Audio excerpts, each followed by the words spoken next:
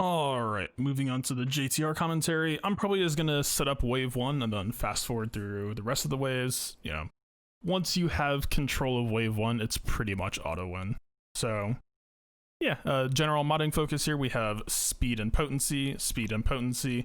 JTR modded to be slightly faster. Technically, you could just say C3PO speed plus 21% because they are both gaining 24% off of the BB-8 being there, or the BB-8 wiggle for JTR. BB-8, of course, going first. R2 not necessarily has to be on a speed focus, but the thing you're looking for with pretty much everyone here is try to be as close to 60% crit chance as you can. So we have, you know, crit chance primary triangle where I could bring it. I mean, don't worry about this triangle because, you know, we have like 15, 14, you know, just general blended speed. I mean, you'll notice even like a 5-dot triangle. All we really care about is this type stat line.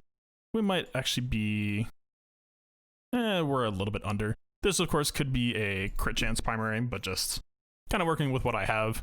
My crit chance is on the miserable side of things. So yeah, we have that in pretty much all cases, and that's mostly what I'm looking for here. You could favor speed over consistency and crit chance, especially early on. I think there's a very real argument for that, but all we're really looking to do here is get the wave under control and kind of keep that dynamic going throughout the rest. So we have pretty much immediately a chance to get our combo off. What we're really trying to hopefully do here is get some good AoE exposing on Spy so that we can kind of just continually yank down his turn meter. We're going to get JTR up to triple translation as soon as possible to get her in good working order. So you could kind of go multiple ways with this mind tricks. I'm going to yank down B1's turn meter, I think, might just give us a bit of breathing room. And then in the same vein, putting the confuse on Magna Guard and hopefully even a stun indeed gets us some extra breathing room. Because we have the stun here especially, let's fish for an AoE expose on Spy, give everyone a bunch of good team meter. We don't get it yet, but we do have more opportunities. Let's have JTR special call 3PO just to start cycling cooldowns. I almost kind of want to try something a little bit different here. Try to go for a Fin Grenade, possibly. Let's see. It doesn't work. We don't get what we want. I'm not sure what that means for us yet, though. Let's see. So we have a bunch of potential exposure. Probably we'll get more by aiming here instead of the B1. Plenty of turn meter to go around.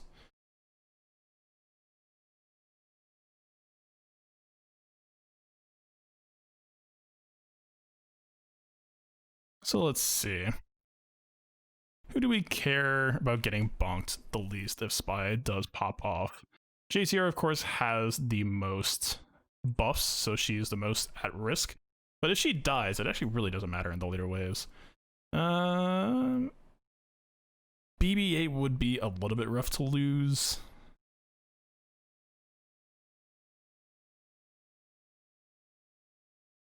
I'll try this. I've lost JTR before. I'm actually curious on what BB-8 will bring to the dynamic if he gets popped.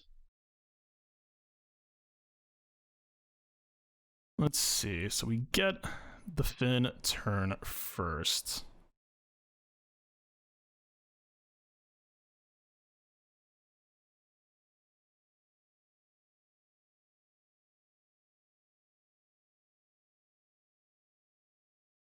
It's entirely plausible here. One other way to just, you know, defuse Spy is to essentially just completely murder everyone first before they get to go. I mean, it requires some decent TM chaining, but like, okay.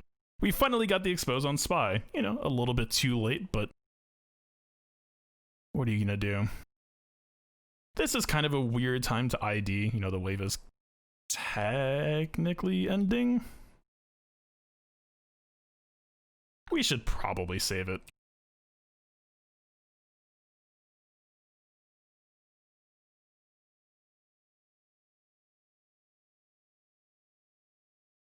Okay, Finn dies. I don't think that's going to matter for us. A little bit unfortunate. I think maybe popping ID would have actually been the better play there. I think popping ID would probably have saved Finn, but we'll see. I again, just the way this team tends to play, I don't think it's going to hurt us in the later waves. We'll just continue to do what this team does.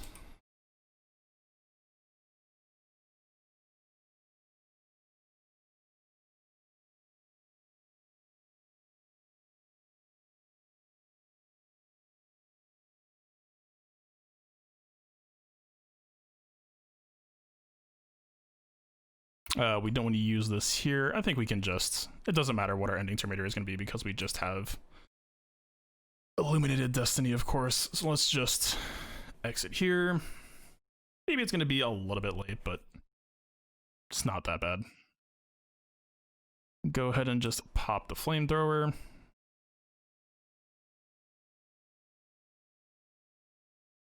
Ooh, this is a little bit of misplay. That was supposed to go on JTR, of course.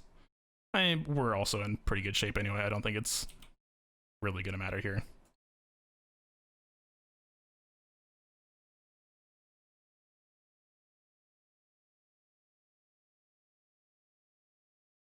All right, we got the triple translate on R2. It's gonna be a little bit late on JTR.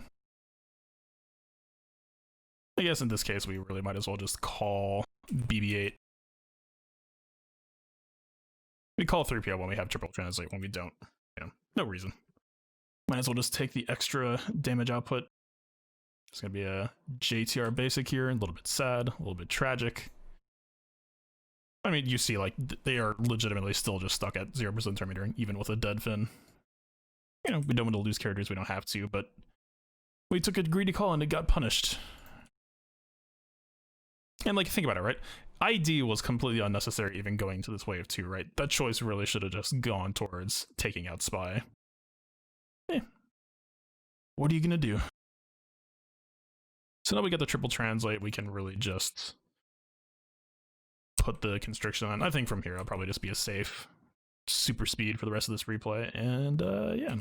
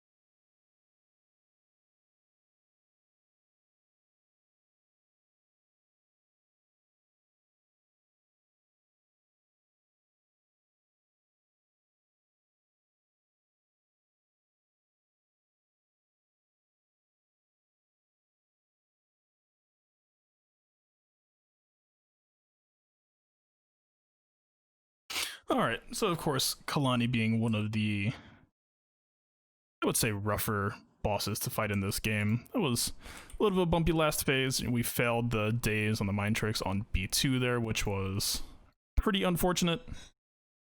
We're still able to maintain the control to get the win. So, and I think a couple of takeaways. I definitely think that initial targeting choice, or that initial cooldown hold, ended up costing us a Finn. You know, of course, we have Finn.